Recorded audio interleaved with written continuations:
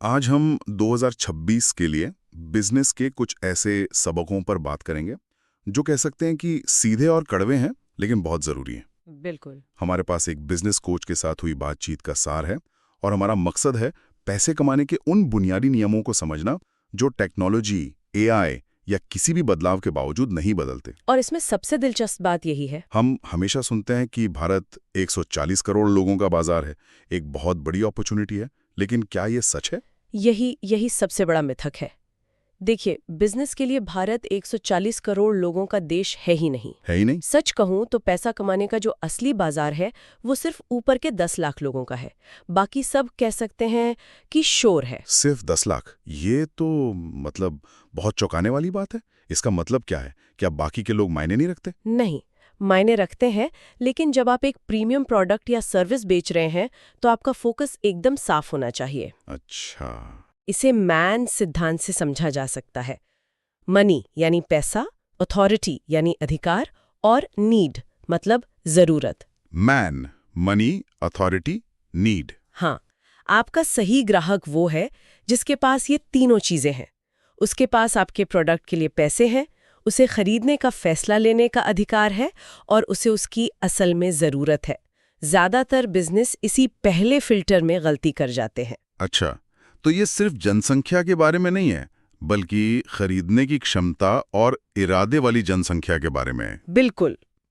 इसी से जुड़ा एक बहुत दमदार विचार मैंने इन नोट्स में पढ़ा। आप जिसे भी बेचेंगे उसकी समस्या आपकी समस्या बन जाएगी। ये सुनने में बहुत गहरा लगता है। ये बिजनेस का शायद सबसे बड़ा सच है। इसे एक उदाहरण से समझते हैं।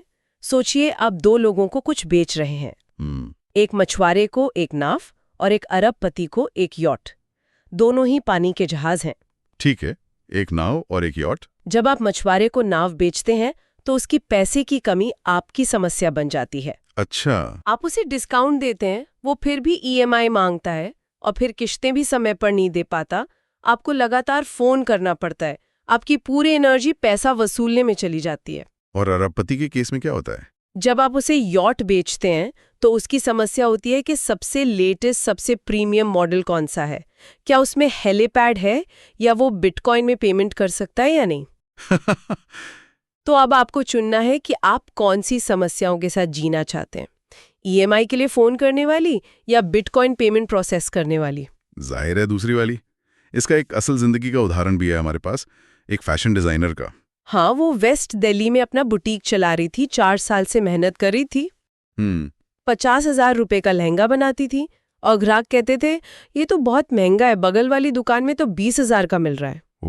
4 साल तक तुम महंगी हो सुनते सुनते उसका अपनी कला से भरोसा ही उठ गया था। तो उसे सलाह दी गई कि दुकान बंद करके दिल्ली की एक प्रीमियम लोकेशन पर ले जाओ और कीमतें दोगुनी कर दो। हाँ, लेकिन ये सलाह तो सुनने में ही बहुत खतरनाक लगती है। मतलब 4 साल की मेहनत से जो ग्राहक बने हैं उन्हें छोड़कर एक नई जगह जाना जहां कोई आपको जानता नहीं, और दाम भी दोगुने कर देना।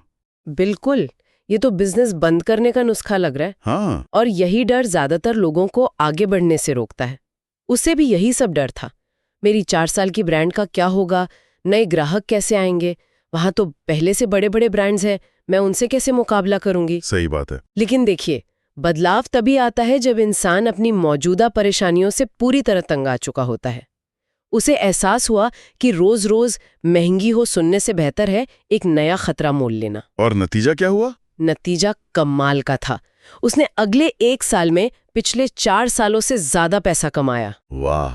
क्योंकि प्रीमियम लोकेशन पर जो ग्राहक आ रहे थे उनके लिए 1 लाख रुपए का लहंगा कोई बोझ नहीं था, बल्कि एक एस्पिरेशनल खर्च था। उनकी प्रॉब्लम पैसे नहीं थी, उनकी प्रॉब्लम थी सबसे अलग और बेहतरीन डिजाइन ढूंढना। तो उसने सिर्फ अपनी दुकान नहीं बदली, उसने अपनी समस्या ही बदल ली। एकदम, ये ग्राहक चुनने की ताकत है। और इस पेन थ्रेट वाली बात भी शायद इसी से जुड़ी है ना, मतलब हमें ऐसे ग्राहक के पास जाना है जिसकी जरूरतों की लिस्ट में हम ऊपर हों। बिल्कुल। स्पेंड थ्रेट का मतलब है कि ग्राहक की खर्च करने की जो प्राथमिकताएं हैं उनमें आपका प्रोडक्ट कहाँ आता है। अगर वो बहुत नीचे है तो आप हमेशा पैसे के लिए लड़ते रहेंगे। जैसे वो हैप्पीनेस कोच का उदाहरण है। वो एक ऐसे वर्किंग प्रोफेशनल को अपनी सर्विस बेचने की कोशिश कर रहा था जिसकी सैलरी 2 लाख थी लेकिन खर्चे 3 लाख थे। अरे बाप रे। तो उस इंसान के लिए तो पहली प्राथमिकता EMI, स्कूल फीस और क्रेडिट कार्ड का बिल भरना होगा। खुशी की कोचिंग तो उसकी लिस्ट में शायद होगी ही नहीं। थी ही नहीं। वो खुश होना चाहता था पर उसकी जेब इसकी इजाजत नहीं दे रही थी। सही बात है। इसी तरह एक डिजिटल मार्केटिंग एजेंसी जो 8 लाख महीना कमाने वाले छोटे बिजनेस को 1 लाख महीने का रिटेनर दे रही है, उस बिजनेस मालिक की पहली चिंता है कि सैलरी कैसे दूं, किराया कैसे भरूं। मार्केटिंग उसके लिए एक लग्जरी है, जरूरत नहीं। हाँ, यही स्पेंड थ्रेट है। तो सबक यह है कि आपका प्रोडक्ट और आपके ग्राहक का बजट दोनों का मेल होना बहुत जरूरी है। लेकिन फिर सवाल आता है कि उनसे पैसे कितने मांगे, कीमत कैसे तय करें। पुराना तरीका तो था कि लागत में अपना मुनाफा जोड़ो और बेच दो। वो तरीका वो अब काम नहीं करता। आज की दुनिया में कीमत तय करने का फॉर्मूला उल्टा हो गया है। उल्टा? हाँ, ये ग्राहक से शुरू होता है। फॉर्मूला है, ग्राहक किसी चीज के लिए कितना खर्च करने को तैयार है। ओके। जिससे परसेप्टिव वैल्यू तो होता है, उसमें से आपको कितना मुनाफा चाहिए ये घटाने के बाद जो बचता है उतनी लागत में आपको वो प्रोडक्ट या सर्विस तैयार करनी है। यानी पहले ये तय करो कि बाजार क्या देने को तैयार है, फिर देखो कि उस दाम पर आप उसे बना सकते हो या नहीं। पर परसेप्टिव वैल्यू तो मतलब हवा में होती है, उसे बनाया कैसे जाए? बिल्कुल बनाई जा सकती है। जैसे एक आर्किटेक्ट है जिसने मुंबई में एक बहुत मशहूर जापानीज लाउंज डिजाइन किया है। ठीक है। अब वो किसी भी 2000 स्क्वायर फीट के रेस्टोरेंट को डिजाइन करने के लिए 30 लाख रुपए फीस मांग सकता है। क्यों? क्योंकि उसकी परसेप्टिव वैल्यू बहुत ज्यादा है। क्लाइंट को लगता है कि अगर ये आर्किटेक्ट मेरा रेस्टोरेंट डिजाइन करेगा तो मेरे रेस्टोरेंट की भी वैल्यू बढ़ जाएगी, लोग खुद ब खुद आएंगे। तो उस फैशन डिजाइनर के केस में जब वो प्रीमियम लोकेशन पर गई तो उसने सिर्फ अपनी दुकान नहीं बदली, उसने अपनी परसेप्टिव वैल्यू बदल दी। एकदम सही पकड़ा। वही लहंगा, वही कारीगरी, लेकिन नई लोकेशन और ज्यादा कीमत ने ग्राहकों के दिमाग में उसकी वैल्यू बढ़ा दी। अच्छा। परसेप्टिव वैल्यू आपकी ब्रांड, आपकी विजिबिलिटी और आपके ट्रैक रिकॉर्ड से बनती है। लेकिन इसमें सबसे बड़ी ताकत है ना कहने की क्षमता। ना कहने की क्षमता? हाँ, जब एक कॉन्ट्रैक्टर के पास पहले से बहुत काम होता है तो वो कम दाम पर काम करने से मना कर सकता है और ग्राहक इसी भरोसे को खरीदते हैं। उन्हें लगता है अगर ये इतना व्यस्त है तो जरूर अच्छा काम करता होगा। ये तो स्थापित लोगों के लिए ठीक है, लेकिन एक नया इंसान जिसके पास कोई बड़ा ट्रैक रिकॉर्ड नहीं है, वो अपनी परसेप्टिव वैल्यू कैसे बनाए? जैसे वो 27 साल की आर्किटेक्ट का उदाहरण है। वो युवा दिखती थी तो क्लाइंट्स हमेशा शक करते थे, क्या तुम ये काम कर पाओगी? उसका समाधान बहुत शानदार था। उसने अपनी विशेषज्ञता दिखाने के लिए सोशल मीडिया का इस्तेमाल किया। अनुभव नहीं था लेकिन ज्ञान तो था ना। हाँ, ज्ञान तो था। उसने कंटेंट बनाना शुरू किया। एक अच्छे लिविंग रूम में कौन सी 12 चीजें होनी चाहिए, या किचन बनाने के 4 सबसे अच्छे लेआउट कौन से हैं। अच्छा, तो उसने लोगों को सिखाना शुरू कर दिया। हाँ, और धीरे धीरे उसकी मीटिंग की शुरुआत आपकी उम्र क्या है से बदलकर मैम क्या हम आपके साथ एक सेल्फी ले सकते हैं में हो गई। अरे वाह। आज के दौर में अगर आपके पास सालों का अनुभव नहीं है तो अपनी विशेषज्ञता दिखाकर आप परसेप्टिव वैल्यू बना सकते हैं। जब भी मैं बिजनेस ओनर से बात करता हूं, एक सवाल हमेशा आता है। सब एक दूसरे को देखकर पूछते हैं, आपका मार्जिन कितना है? हाँ, जैसे कोई जादुई नंबर हो। क्या वाकई कोई अच्छा मार्जिन जैसा कोई नंबर होता है? ये एक बहुत अच्छा सवाल है और इसका जवाब मार्जिन की त्रिमूर्ति के कॉन्सेप्ट में है। कोई जादुई नंबर नहीं होता। अच्छा मार्जिन वह है जो आपके 3 मकसद पूरे करे। 3 मकसद कौन से हैं वो? पहला, आपका मार्जिन इतना होना चाहिए कि आप बिजनेस में दोबारा निवेश मतलब री इन्वेस्ट कर सकें। जैसे नई मशीनरी, टेक्नोलॉजी। हाँ। दूसरा, वो आपकी टीम को ग्रोथ दे सके, यानी आप उन्हें अच्छी सैलरी और बोनस दे सके। और तीसरा और सबसे जरूरी, वो मालिक को एक अच्छी लाइफस्टाइल दे सके और उसकी पर्सनल वेल्थ बना सके। तो अगर ये तीनों चीजें हो रही हैं बिजनेस में, रीइन्वेस्टमेंट, टीम की ग्रोथ और मालिक की वेल्थ क्रिएशन, तो आपका मार्जिन अच्छा है। बिल्कुल, चाहे वो 10% हो या 70%, दूसरों से तुलना करने की जरूरत ही नहीं है। सही बात है। बिजनेस सिर्फ एक गाड़ी है, मंजिल नहीं। इसका असली मकसद आपकी और आपके साथ जुड़े लोगों की जिंदगी को बेहतर बनाना है। अगर आपकी गाड़ी ये काम कर रही है तो वो अच्छी गाड़ी है। ठीक है, तो हमने सही ग्राहक चुन लिया, प्रोडक्ट की कीमत तय कर लिया और मार्जिन भी समझ लिया। अब इस पूरे मॉडल को बाजार में कैसे ले जाएं? वो जमाना तो गया जब लोग कहते थे मेरा काम अच्छा है तो ग्राहक खुद आएंगे। वो जमाना बिल्कुल चला गया। आज के शोर में आपको खुद चिल्लाना पड़ता है। खासकर जो स्थापित बिजनेस से पुराने ग्राहकों के भरोसे बैठे, उन्हें मार्केटिंग की सबसे ज्यादा जरूरत है। क्यों? क्योंकि पुराने ग्राहक हमेशा बेहतर कीमत मांगते हैं और पेमेंट में भी देरी करते हैं, जिससे आपकी कमाई और मार्जिन दोनों घटते हैं। तो मार्केटिंग नए बेहतर ग्राहक लाने का एक तरीका है। मार्केटिंग एक पाइपलाइन बनाने जैसा है। जब आपके पास लगातार नए ग्राहकों की लाइन लगी हो तो आप अपनी शर्तों पर काम कर सकते हैं। आप चुन सकते हैं कि किसके साथ काम करना है और किसके साथ नहीं। एक सीधी सी बात है, जहां ध्यान जाता है वहीं पैसा आता है। अगर आपका ध्यान सिर्फ मौजूदा काम को करने में है तो नया पैसा नहीं आएगा। इन नोट्स में मार्केटिंग के 3 अवतारों का जिक्र है, एजुकेटर, एंटरटेनर और स्टोरी टेलर। ये बहुत दिलचस्प लगा मुझे। हाँ, आपको अपनी पर्सनालिटी और अपने बिजनेस के हिसाब से एक रास्ता चुनना होता है। जैसे एक मार्बल शोरूम का मालिक है, ठीक है। वो एजुकेटर बनकर अलग अलग तरह के मार्बल के फायदे नुकसान बता सकता है। या फिर वो एंटरटेनर बनकर मार्बल से कोई आर्ट बनाकर उसकी टाइम लैप्स रील बना सकता है। बिल्कुल। या फिर वो स्टोरी टेलर बनकर ये कहानी सुना सकता है कि कैसे उसके दादाजी ने ये बिजनेस शुरू किया था और वो तीसरी पीढ़ी है जो इस काम को आगे बढ़ा रही है। मतलब कोई भी रास्ता चलेगा। तीनों रास्ते सही हैं, बस आपको एक चुनकर उस पर लगातार चलना होगा। आज के दौर में जो दिखता है वही बिकता है। मार्केटिंग से ही ब्रांड बनता है, और इसी को समझाने के लिए महेश, मुकेश और मनदीप की कहानी है। हाँ, किसी भी इंडस्ट्री में ये 4 लेवल होते हैं। पहला है महेश, यानी फ्रीलांसर। वो अकेला काम करता है, कोई दुकान नहीं, कोई ब्रांडिंग नहीं। वो सिर्फ सबसे कम दाम पर कुर्सी बेचता है। अच्छा, तो ये वो लोग हैं जो हर मार्केट में मिल जाते हैं, जो कहते हैं मैं सबसे सस्ता दूंगा। हाँ, और इनके साथ मुकाबला करना बहुत मुश्किल होता है। और यही दूसरा किरदार मुकेश यानी सर्वाइवर फंस जाता है। वो कैसे?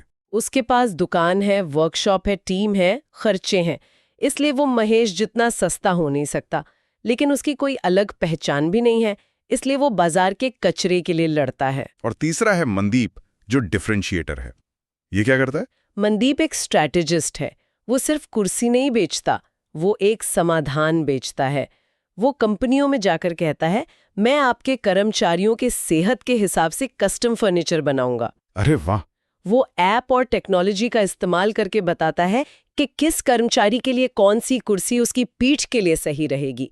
वो प्रोडक्ट नहीं, प्रोडक्टिविटी और एम्प्लॉय वेलनेस बेच रहा है। तो वो उसी कुर्सी को कई गुना ज्यादा दाम पर बेच पाता है। और चौथा और आखिरी लेवल है ब्रांड। हाँ, जैसे फेडरलाइट। हाँ। जब कोई बड़ा कॉर्पोरेट ऑफिस बनता है तो वहां कोई ये नहीं पूछता कि सबसे अच्छी कुर्सी कौन बनाता है। मैनेजर सीधे कहता है 500 फेडरलाइट की कुर्सियां ऑर्डर कर दो। सही बात है। ब्रांड सोचने की जरूरत को खत्म कर देता है और ब्रांड हमेशा जीतता है। मार्केटिंग और ब्रांडिंग के बाद आता है सेलिंग। बहुत से लोग, खासकर जो अपने काम में अच्छे होते हैं, उन्हें बेचना शब्द से ही नफरत होती है। और यही उनकी सबसे बड़ी गलती है। सेलिंग एक नंबर्स गेम है। जिसकी बेचने की कोशिश सबसे ज्यादा होगी, उसकी सफलता भी सबसे ज्यादा होगी। यहाँ एक बहुत शक्तिशाली नियम है। कमरे में सबसे अमीर इंसान वो होता है जिसे सबसे ज्यादा बार ना सुनना पड़ा हो। वाह, ये तो सोचने का पूरा नजरिया ही बदल देता है। मतलब रिजेक्शन कोई बुरी चीज नहीं है। बिल्कुल नहीं, ये अमीरी का एक जरूरी हिस्सा है। आपके पास 2 रास्ते हैं, या तो आप एक रिजेक्टेड करोड़पति बने या एक इज्जतदार कंगाल। ज्यादातर लोग अपनी इज्जत बचाने के चक्कर में सुरक्षित खेलते हैं। वो बेचने की कोशिश ही नहीं करते क्योंकि उन्हें ना सुनने से डर लगता है। इसके लिए तो मोटी चमड़ी चाहिए। एक समुराय वाले माइंडसेट की बात भी कही गई है। हाँ, जैसे एक समुराई लड़ाई में जाने से पहले ये मान लेता है कि वो मर चुका है, अब जो भी होगा वो बोनस है। अच्छा। वैसे ही सेल्स में ये मानकर जाना चाहिए कि जवाब तो पहले से ही ना है। अब अगर बातचीत में कुछ हाँ मिल गए तो पैसे बन जाएंगे। रिजेक्शन को पर्सनली लेना ही नहीं है। और अब हम आते हैं उस आखिरी पॉइंट पर, जिसे शायद सबसे जरूरी बताया गया है, लेकिन जो सुनने में सबसे अजीब लगता है, बोरिंग काम। ये सुनने में तो बिल्कुल उल्टा लगता है। बिजनेस तो रोमांचक होना चाहिए। आप कह रहे हैं कि असली पैसा बोरिंग कामों में है। बिल्कुल। सेल्स मीटिंग का रोमांच एक एड्रेनलिन रश जैसा है। वो आपको इनकम देता है, लेकिन एसओपीज बनाना, यानी काम करने के तरीके लिखना, रिपोर्टिंग टेम्पलेट बनाना, टीम को ट्रेन करना, ये सब तो बहुत बोरिंग है। बहुत बोरिंग है। लेकिन ये उस बिजनेस की नींव रखने जैसा है जो आपके बिना भी चले। ये वेल्थ बनाता है। ज्यादातर मालिक एड्रेनलिन के आदी हो जाते हैं और नींव बनाना भूल जाते हैं। मतलब एक है इनकम जनरेशन और दूसरा है वेल्थ क्रिएशन। अगर मैं सारे क्लाइंट से खुद ही बात कर रहा हूँ तो मैं सिर्फ इनकम बना रहा हूँ, और जिस दिन आप बीमार हुए, इनकम बंद। सही बात है। लेकिन अगर आप एक ऐसा सिस्टम बना रहे हैं जहां आपकी टीम क्लाइंट से बात कर सकती है, आपके बनाए गए प्रोसेस के हिसाब से काम कर सकती है, तो आप वेल्थ बना रहे हैं। ये बिजनेस अब सिर्फ आप पर निर्भर नहीं है, ये एक संपत्ति बन गया है। जो मालिक हर काम में मैं करता है, वो अपने ही बिजनेस में बकरा बन जाता है। असली आज़ादी और असली पैसा बोरिंग काम से ही बनता है, क्योंकि वही आपके बिजनेस को ऑटो पायलट पर चलाता है। तो आज हमने बिजनेस की बुनियाद को समझा, सही बाजार को पहचानना, ग्राहक की समस्या को अपनी समस्या बनाना, परसेप्टिव प्राइसिंग, मार्जिन की त्रिमूर्ति, और फिर मार्केटिंग, ब्रांडिंग और सेलिंग। और सबसे जरूरी, वेल्थ बनाने के लिए बोरिंग काम को गले लगाना। बिल्कुल। ये सारी जानकारी कोलेस्ट्रॉल की तरह है, अगर इस पर अमल ना किया जाए। इसकी असली कीमत तब है जब कोई अपने बिजनेस को इन पैमानों पर ईमानदारी से परखे। जानना जरूरी नहीं है, करना जरूरी है। तो जाते जाते एक विचार, कहा जाता है कि आज के दौर में सफलता आसान है क्योंकि ज्यादातर लोग जीतने के लिए नहीं, सिर्फ टिके रहने के लिए खेल रहे हैं। गहरी बात है। तो सवाल यह है कि आपके बिजनेस में रोज के काम वेल्थ बनाने के लिए हो रहे हैं या सिर्फ इनकम बनाने के लिए? और वो कौन सा एक बोरिंग सिस्टम है, चाहे वो क्लाइंट को ऑनबोर्ड करने का प्रोसेस हो, जिसे आप इसी हफ्ते बनाकर सर्वाइवल से जीत की ओर कदम बढ़ा सकते हैं।